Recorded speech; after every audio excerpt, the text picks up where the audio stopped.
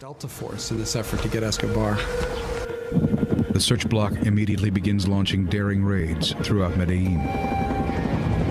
It was very stressful. I mean, it's one of the most stressful, I guess, dangerous points in my life. You got to remember that we were going after probably one of the world's most dangerous persons.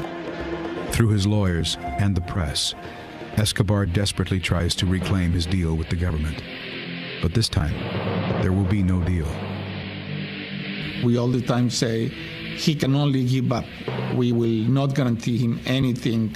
And it was very clear to everyone involved that the intention was no longer to arrest Pablo, to bring him to justice or put him in prison. At this point, they were just looking for him to kill him.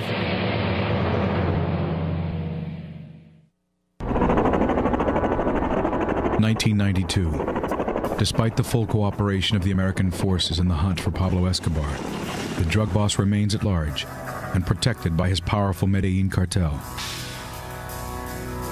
Escobar was the head of a very large criminal organization, so he employed not just gunmen and hitmen and criminals, but also bankers and lawyers and accountants.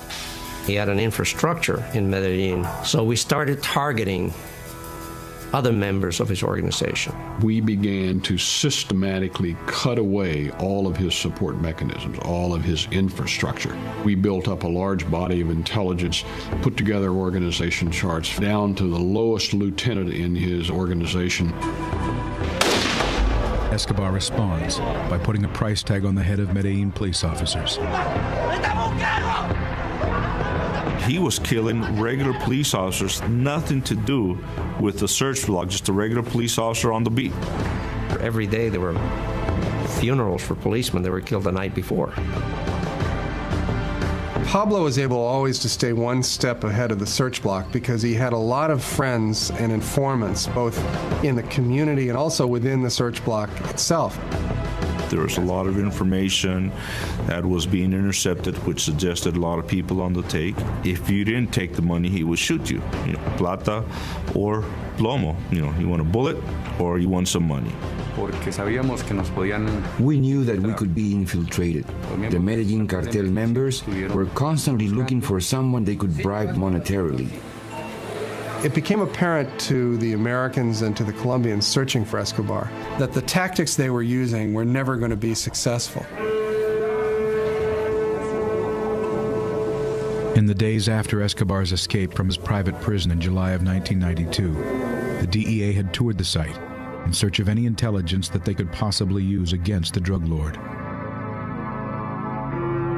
We went through the prison where he had lived, found great intelligence, just great information. One of the things that they noticed about Escobar as they examined his living quarters and his memorabilia was how much his life revolved around his family and his children.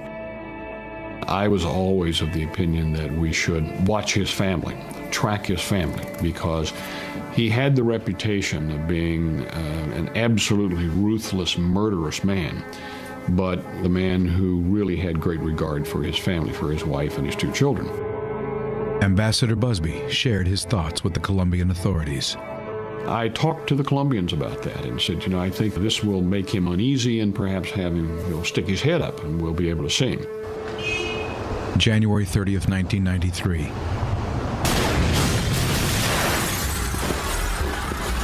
A 220-pound car bomb explodes in front of a bookstore in downtown Medellin. It killed scores of people, many of them children shopping for school supplies. And I think it was really the point at which the gloves came off in the search for Pablo Escobar. In the subsequent days, more bombs go off in Colombia. This time, however, the bombs are targeting Pablo's family. A bomb blows up a 12-story apartment building owned by Pablo's mother. Soon, another Escobar house is decimated. An organization calling itself Los Pepes came out of the woodwork. A mysterious entity begins targeting Pablo's organization and even his family for outright assassination.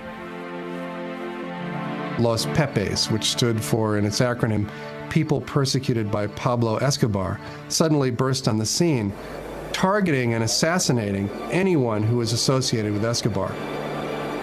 It had the earmarks of a psychological operation of some sort. But it got very quickly beyond that, and it became a murderous bloodbath. People being killed by the Pepes almost every night. They ran the whole gamut of crimes.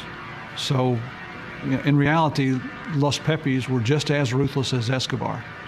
Anybody who had any connection with Escobar was either killed, arrested, or running for their lives. Personally, I thought he was getting a taste of his own medicine. Let's just call it another flank he had to worry about. The police, never did stuff like this. I mean, he was always worried about the police, but now you have Los Pepes playing outside the rules. They started to play dirty just like Escobar. They were killing as many as 5 and 6 people a day. They would assassinate these people and leave signs hanging around the neck of the body, signed Los Pepes. While Los Pepes is exterminating Escobar's support structure, the search block takes down some of Pablo's top lieutenants, such as Tyson Munoz. The search block raided the apartment, cornered Tyson, and killed him in the proverbial gun battle with the Colombian police. The confrontation was pretty much inevitable because these people were not going to be taken alive. In my opinion, the police did not want to take them alive either because the wheels of justice don't work in Colombia the way they do in the United States. Despite an official prohibition, many of the American forces are rumored to be participating in the search block raids. Delta Force operators and the DEA agents very frequently went along on these raids and often led them. We couldn't stand back and feed them this information about a potential Escobar hideout and expect them to go out and participate in all the dangerous activities while we sat in the rear, and drank our coffee and waited for them to come back and report to us. So Javier and I decided ourselves that we would be involved in these operations. Right there on the front lines with the guys, running in, kicking the doors, going in, participating right alongside the Colombian National Police. With Americans funding, training, and possibly even participating in search block raids, concern grows over a possible connection between the search block and the death squad, Los Pepes. There were allegations on the part of Pablo that Los Pepes and Martinez were one and the same. I was very much afraid of somehow DEA being contaminated by what was going on out there. There's been accusations that members of the Bloque de Busqueda provided information to Los Pepes. Did I ever see that? No. Did I ever see any indication that that happened? No. Could it happen? Sure, it could happen. There's 600 guys in that operation. It's still something of a mystery who Los Pepes were. And that's obvious because the Los Pepes were basically murdering people. One of the few to admit to participating in the killings is Escobar's former ally, Carlos Castaño. Los Pepes is una organización. Los Pepes is an organization that arose supported by the auto defenses. Yes, particularly by my brother Fidel Castaño, but it was bigger. Carlos Castaño and his brother Fidel were some of the original paramilitary units created to fight against the guerrillas. When Escobar began executing members of his own organization inside his private prison, La Catedral, the survivors began to secretly ally themselves with Pablo's paramilitaries against the drug lord.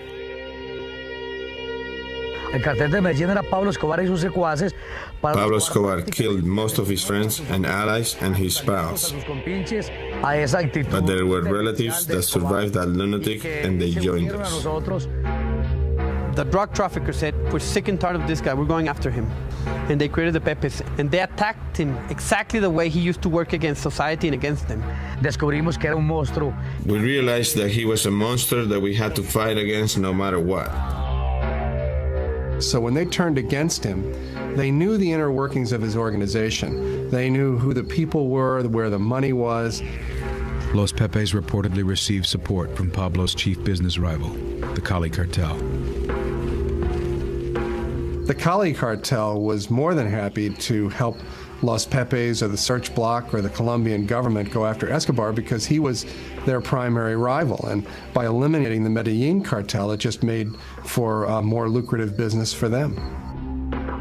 Colonel Martinez and the U.S.-backed Search Bloc are rumored to be cooperating with Los Pepes. Colonel Martinez was at this point, even though he denies it, I think, was willing to work with these elements from the underworld because for him, the battle with Escobar had become very personal. You could say that Escobar affected all of us who were Los Pepes members. When things started to get really ugly, when Los Pepes began killing people wholesale, it was clear to the Americans working in Bogota that this was out of bounds. And if word got back to Washington that the United States effort was connected in any way to these death squads, then Washington would basically pull the plug on American involvement. This threw something into the game which really could have brought everything to a grinding halt. Mark Bowden's Killing Pablo cites classified cables outlining the American concerns about Los Pepes. While the United States Embassy in Bogota maintained the pretense that there was no connection whatsoever between Colonel Martinez's Search Bloc and Los Pepes, I came across the DEA's cable traffic back and forth from Bogota to Washington, which documents the knowledge of DEA agents that Los Pepes were intimately involved with the Search Bloc. Ambassador Busby himself wrote a rather lengthy cable to Washington where he details the fact that their own intelligence showed that there was a connection between Los Pepes and the Search Bloc. In fact, Ambassador Busby had gone to President Gaviria to complain about this and to demand that this connection cease and desist. I had several meetings, and one of them, I want you to say, every member of the police, that this is not an instruction, that this is not the policy, that we shouldn't be involved in that. Days after Gaviria's orders to the police, Los Pepes issue a press communique announcing they are officially disbanding. And in effect, for a period of time, Los Pepes did cease and desist. So it was obvious that they understood that there was a connection between the police and Los Pepes. Though officials moved to distance themselves from the vigilante group, Los Pepes continued their bloody campaign. Los Pepes were the first tactic employed against Escobar that was immediately effective. In short order, everybody associated with Escobar, his family members, his lawyers, his bankers, his accountants, were either running for their lives or dead or under arrest. And very quickly, Pablo began to find that his protective shell was disintegrating. We confronted Escobar's terrorists. There were a lot of killings during this confrontation. We could see that the impact that they were having was incredible because they were playing without any rules. Officially, the United States was not involved in the efforts of Los Pepes at all. But if you look at what they were doing in Colombia at the time, it's clear that they were working hand in hand with Los Pepes, whether they intended to or not. It was very evident that they were having tremendous success in dismantling the Medegín organization. And obviously, we were trying to do the same thing. There was a strategy, wide, perfect, outlined by the United States, by these agencies, in which tacitly each one did what each one had to do. By February of '93, Los Pepes have killed dozens of Escobar's associates and members of his extended family. So Pablo is now terrified that Los Pepes are going to kill his wife and children. I got a phone call, almost a frantic phone call from the Minister of Defense, who said Escobar's wife and children and an entourage of 12 or 14 people are at the Rio Negro airport, and they have visas to go to the United States, and they're going to leave the country. If he succeeded in getting his family out of the country, there would be no inhibitions on him, and there was no telling what he might do. The Escobar family and their bodyguards are met at Rio Negro Airport by U.S. DEA agents.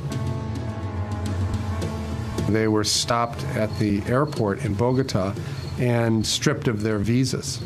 Who's going to tell me to give Escobar's family's visas back? Nobody. So they're effectively keeping the bait being the family, in position in the country, while Los Pepes apply the pressure against Escobar. Pablo's response to the Americans' block would be swift and deadly.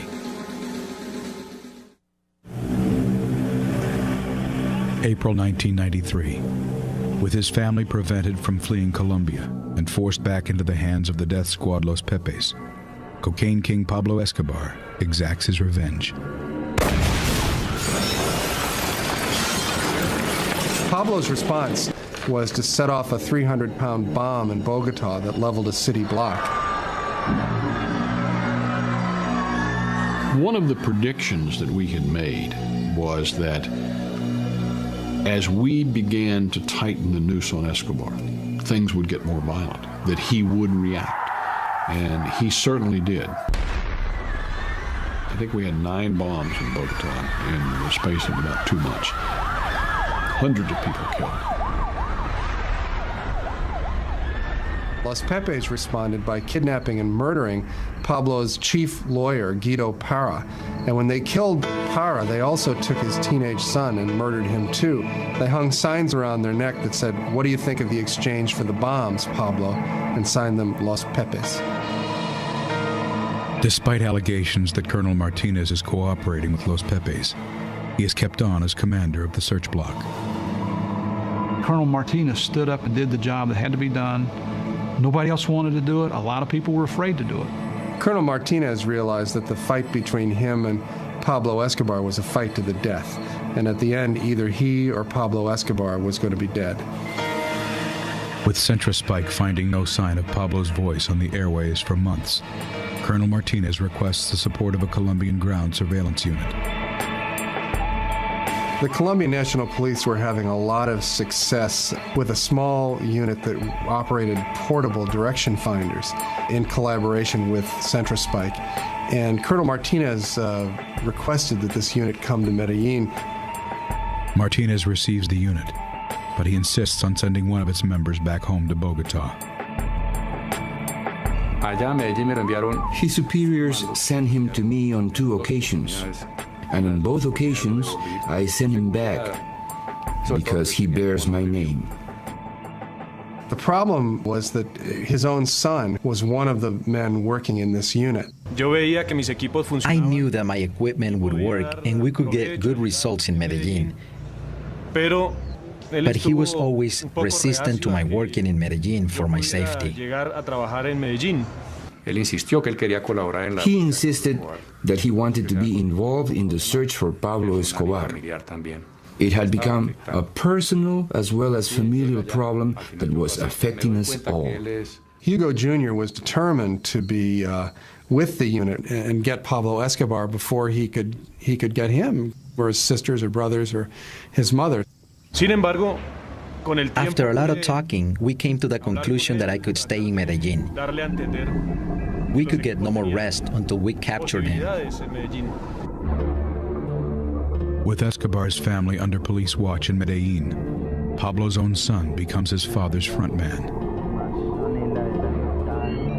He talked to Juan Pablo just about every day by radio phone, and Juan Pablo became the one person who he trusted, who he could communicate with to do his bidding with the government. While Pablo strategizes with his son, Colonel Martinez's son tries to pinpoint the transmission.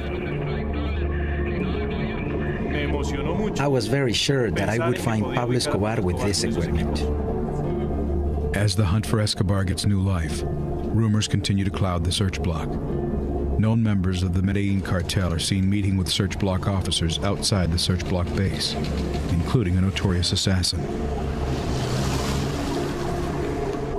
An individual that we knew only as Don Bernardo at that time. And I'll admit, we did interview him. The Colombian National Police brought him as an informant, and he provided information about Escobar and his associates. It was one of those things that happened in a dirty war. There was lots of informants. I can't say, if they were part of Los Pepes or not, but there were informants. Among those working as a secret informant for the Colombian police is Carlos Castaño. I provided information to the police under the code name Alecos. They never knew I was Carlos Castaño, leader of the paramilitaries. We're not afforded the luxury of having informants who are priests. Bloque de Busqueda was the good guys. The narcotics traffickers were the bad guys.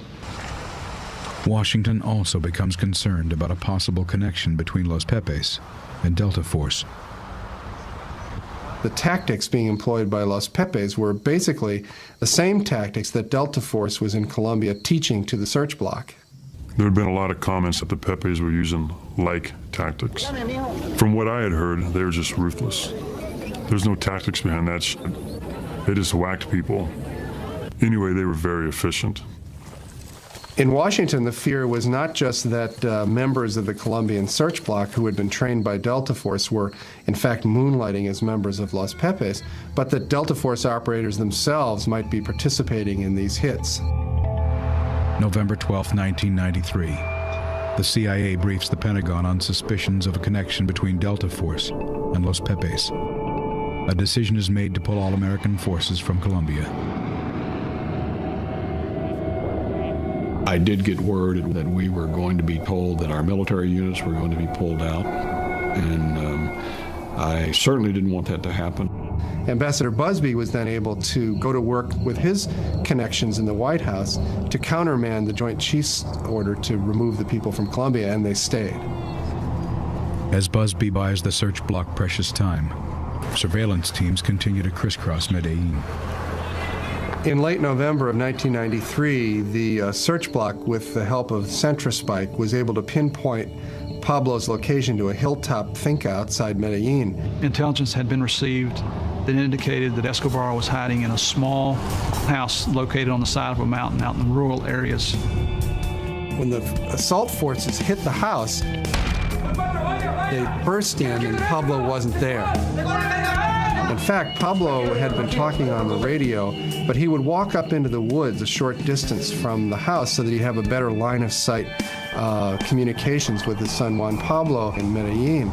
So when the search block descended on the farmhouse, Pablo was actually up in the woods. The search block examined the farmhouse where Pablo had been staying, and it was apparent to them that the drug kingpin was living under increasingly strained circumstances.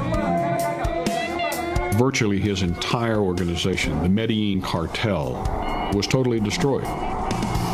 One of the few remaining links to Pablo's empire is his son, Juan Pablo. The Escobar family was staying in an apartment in Medellin, and the Los Pepes were sort of picking off people who worked for the family. And so they were pretty terrified. Pablo is really desperate. His family is literally in the hands of his enemies. We always had his family under watch 24 hours a day, so he could never touch our families, because if he does, his family would also perish.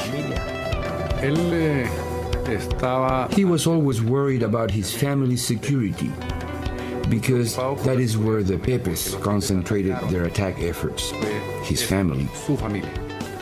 November 27, 1993. Scheming with his son Juan Pablo, Escobar makes a secret arrangement to evacuate his family to Germany.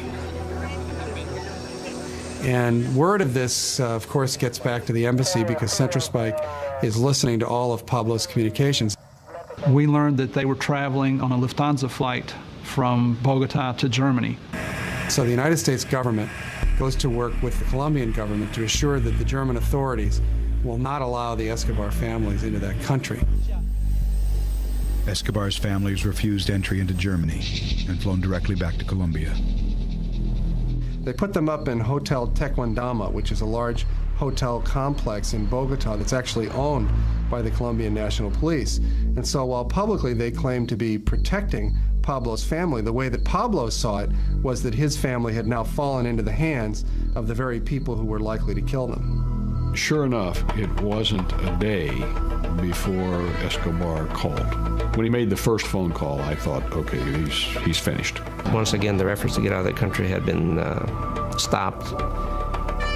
That's when he started making mistakes. When Pablo Escobar begins to make phone calls to the Hotel Tequendama, we placed everybody in a state of alert. They called the presidential palace in an effort to speak to President Gaviria, threatening to wage all-out war against the state unless they released his family and allowed them to leave Colombia to a safe haven. He started calling everybody. And that's where he made the mistake of staying in one place too long. And at this critical moment, the government of Colombia announces that they're going to remove the protective detail from around the Escobar family. I mean, it was not fair to have so many Colombians at risk, and at the same time having this man with nothing to lose. At this point, just to ratchet up the pressure on Escobar, Los Pepes made a public announcement that they were going to resume their murderous campaign against him. We were closing in on Escobar. We made him get to a point where he had to abandon his bodyguards and he was reduced to hide out almost alone. With the exception of Pablo's family, every resident of the hotel has fled for fear of being caught in the crossfire between Pablo Escobar, the search block, and the Pepe's death squad. The fear is so palpable that little Manuela, who was then 8 years old, was overheard walking the halls of the empty hotel, singing a little Christmas carol to herself that she'd changed the words to, and the words that she was singing were, "Los Pepes are going to kill my father, my mother, and me."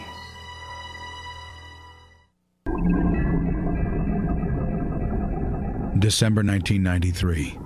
On the run and at war with the state of Colombia, Pablo Escobar tries to protect his family from the vigilante death squad, Los Pepes. He's desperate to get his family out of Colombia, so he has to continue making phone calls to the Hotel Tequendama. While Pablo is on the phone talking, Centrospike is listening in, and they fix his location to a neighborhood in Medegín called Los Olivos. Colonel Martinez positioned a lot of his men in parking lots in that neighborhood so they would be poised and ready to move the next time Pablo came up on the radio. Hugo Martinez Jr. and the rest of the search block wait for another Escobar phone call. Every time Pablo got on the radio telephone with his son, Hugo Jr. would be cruising the streets in his telemetry van, trying to zero in on the precise location of the phone call. My father was very clear, saying that the operations cannot go on if Pablo was not talking. Desperate for a way out, Pablo turns to his son, Juan Pablo. Pablo woke up in the morning of December 2nd, the day after his 44th birthday, and had spaghetti for breakfast, and then immediately got on the phone with his son, Juan Pablo. Escobar agrees to answer a phone interview through his son. He instructs his son to accept a list of questions from journalists with the intention of giving interviews that will play on the heartstrings of the Colombian public. The fact that the government is using his wife and children as bait. Juan Pablo asked his father for some coaching on how to answer the questions. He also warned Pablo that there were a lot of questions, so this conversation might take a long time. He tells Juan Pablo that they'll get back on the phone a few hours later. This, of course, gave the tip-off then to Colonel Martinez and his men that they could be waiting and in position for the phone call that was going to happen later in the day. Indeed, he called again. We were already located in a house near the zone from where he first called. Hugo immediately started tracking the signal, and the search block followed him out into the city. He's looking at a little monitor that has a line stretched across it, and the line either contracts or expands, depending on whether he's getting closer or getting further away. And initially, he locates it in a building where he thinks Pablo must be speaking. And the search block launches a raid on this building. But immediately upon launching the raid, Hugo Jr. realizes that he's made a mistake. I read the instruments wrong. They went inside and I realized he was still talking, and I was very surprised. I had to look again at the instruments, and I found out that there were things that produced an error in the reading. The signal is bouncing off of water in a little canal running down the side of the street. When I realized this and made the subtractions, the arrow changed immediately. So he radios to the search block that he's made a mistake, and he races off thinking that the troops will then get back in their vehicles and follow him. But in fact, no one hears him. So Hugo Jr. and his driver are driving off by themselves, hunting down this signal, and manages to drive right down the correct street in Los Olivos where Pablo is staying. Y él seguía hablando. He started talking again, and I followed the signal to the point where the equipment showed me the exact location he was in. I turned around and passed by the front again. And with the radio in my hand, I put my hand out the window and started pointing at the window in the second floor. At the same time that I was pointing, I observed the silhouette of Pablo Escobar with the phone in his hand. I was listening, and he looked through the window. We saw each other. He calls me and tells me I have located him with zero margin of error.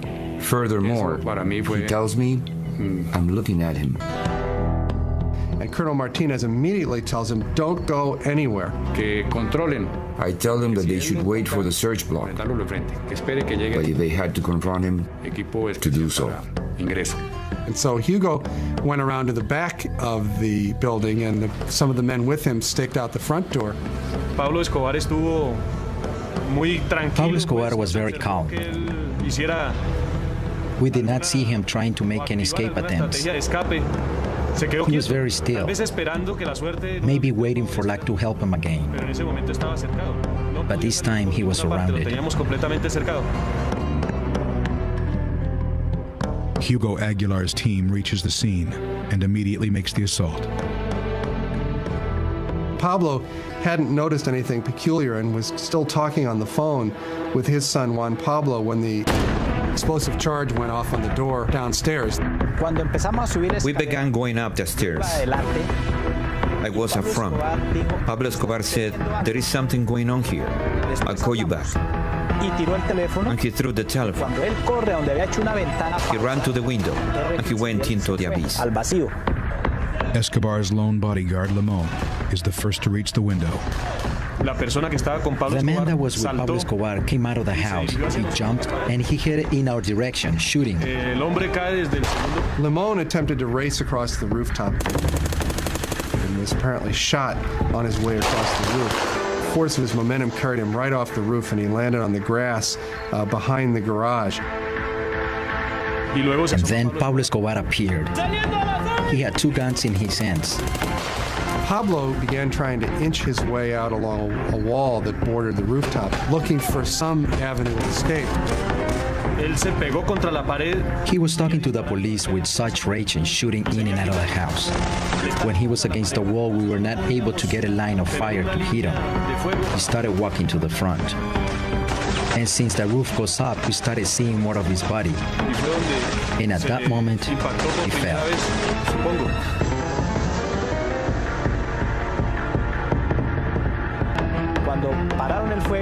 When the firing stopped, I looked and I saw him lying on the roof. I took the radio and said, "Viva Colombia, Pablo Escobar is dead." The world's most powerful criminal was dead. But just how Pablo Escobar died would remain clouded in mystery.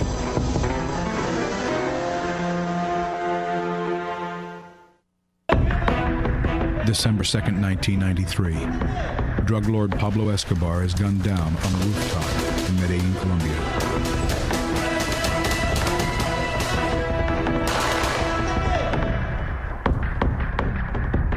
Javier, they just killed Escobar. Like, what?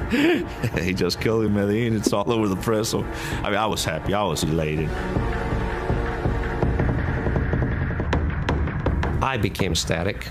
I ran around our office space, saying, "Hey, Pablo's dead." Immediately, I traveled to the location with DEA agent Steve Murphy. I was given the opportunity to go down on the roof to view the body, to visually confirm that it was Escobar. And he climbed to the rooftop and began taking pictures. Members of the search block posing around the body with rifles like big game hunters. Murphy then gave the camera to the search block, and they took pictures of him posing with Escobar's body. Photos of an American agent posed over the dead body caused an uproar in Colombia, where many were unaware that gringos were in on the hunt.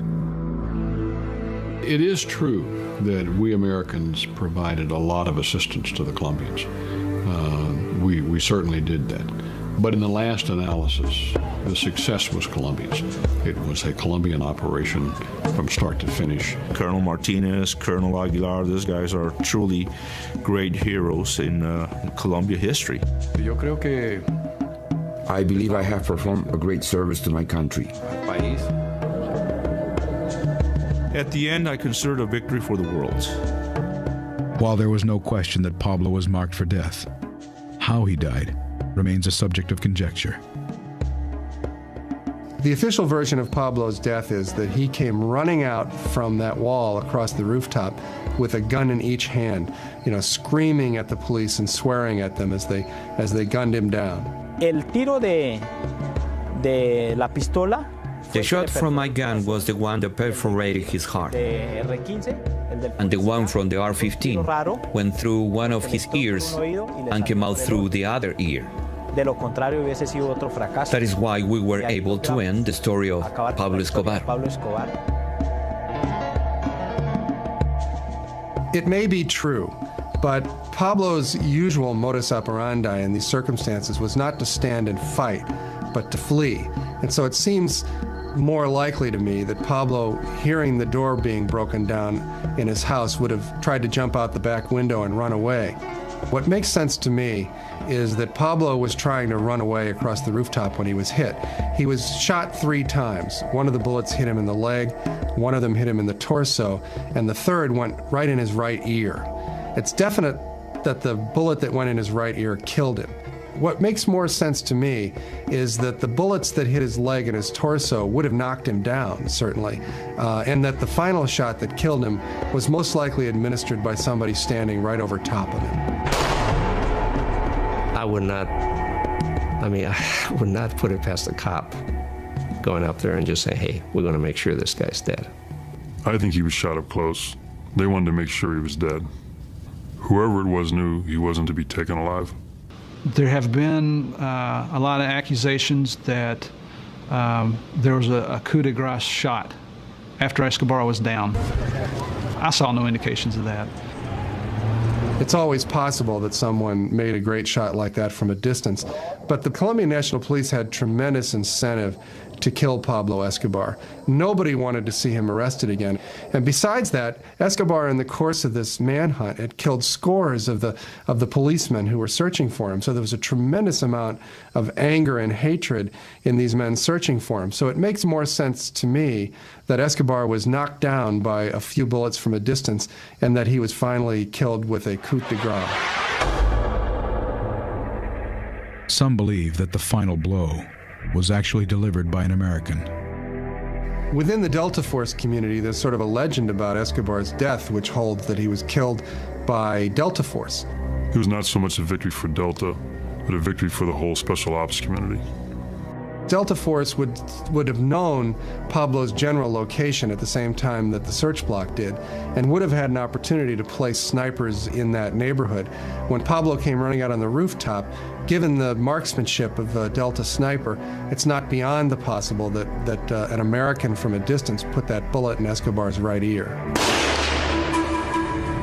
I think the most likely explanation is that Escobar was killed by the Colombian National Police, by the search block. They had every capability and every desire to see Pablo Escobar dead themselves. There were no Americans involved in it. That was the Colombian National Police taking care of business. The legacy of the Los Pepes death squad has cast an even darker shadow on the history of the hunt. There's ample evidence today that the search block and the Los Pepes worked hand in hand. And of course, the whole Colombian search block was a creature of the U.S. government, essentially, because they were funded and trained and led by U.S. Special Forces. Los Pepes worked with the tacit cooperation of the U.S. government. The Colombian authorities did not oppose us either. The members of Centrospike who I've interviewed said that there was never any doubt in their mind that there was a direct connection between the information that they were collecting and the information that Los Pepes were acting upon. So there's very little question in my mind that the effort to track down Escobar was a collaboration between the United States government, the Colombian National Police, and Los Pepes. I never saw any evidence that it was a Colombian government operation. It was a bloodbath, though. It truly was. Los Pepes. The Pepes operated on their own accord, by themselves. For Martinez to say that there was no, there was no connection there, he can say whatever he wants to, but there was a connection. And in my opinion, the greatest damage caused to the Medellín cartel and to Pablo Escobar and his organization was done by the Los Pepes. The Pepes were not a factor in what we were there to do. But were they a factor in getting Pablo? Yeah, big time. Today, Pablo's place as the world's king of cocaine has been taken over by the Marxist rebel movement known as FARC. FARC guerrillas are responsible for over 70% of the cocaine that reaches the streets of America. And like Pablo Escobar, they have waged a campaign of terror against the Colombian state. The FARC has inherited a lot of the methods that Escobar used, the car bombs, the kidnappings, the terrorism against civilians. So in that sense, they're looking very much alike, unfortunately for Colombia. As America supports Colombia in its war against the FARC guerrillas, they may once again share a dark ally. I am the leader of the AUC. We exist to fight the FARC guerrillas because the state is not strong enough to fight them themselves. Carlos Castaño has admitted that he was one of the early members of Los Pepes. He, of course, has gone on to become one of the right-wing paramilitary leaders in Colombia. With the tacit support of the Colombian army, the AUC has waged a dirty war against the FARC, allegedly massacring thousands of civilians deemed sympathetic to the FARC guerrillas. He's regarded by many Colombians as a hero, but also by many as a violent criminal. There's a real close relationship between the Colombian army and the AUC, in the same way that there was a relationship between the Los Pepes and the police. You know what I'm saying? Like Los Pepes, the AUC has officially been denounced by the U.S. and placed on its list of terrorist organizations. But I suspect that just as in the case with Los Pepes, the paramilitary units will continue to do what they've always done because ultimately it's going to benefit the United States government and the Colombian government in their war against the guerrillas. I think they're a necessary evil. As long as they're the enemy of my enemy, they're going to stay alive and functioning. As Colombia and America square off against the worst enemies they've ever faced, Los Pepes provide a keen example of the central dilemma of modern so-called discretionary warfare. The issue of the Los Pepes, it's one of the central ethical issues involved whenever you use military force, and that is, how far are you willing to go to succeed? When you make the decision to go to war, you've essentially decided that the situation is beyond the bounds of normal law and order. When the people are terrorists, but they have a good network, it's very difficult to catch them. I mean, the U.S. has seen that recently with bin Laden. When a person has a clandestine organization, it's not easy. You're facing an enemy who's trying to kill you. In those kind of circumstances, the ultimate goal is to succeed, is to win, not to necessarily play by the rules. In fact, sometimes the circumstances will force you to play by the same kinds of tactics that your enemy is using in order to prevail.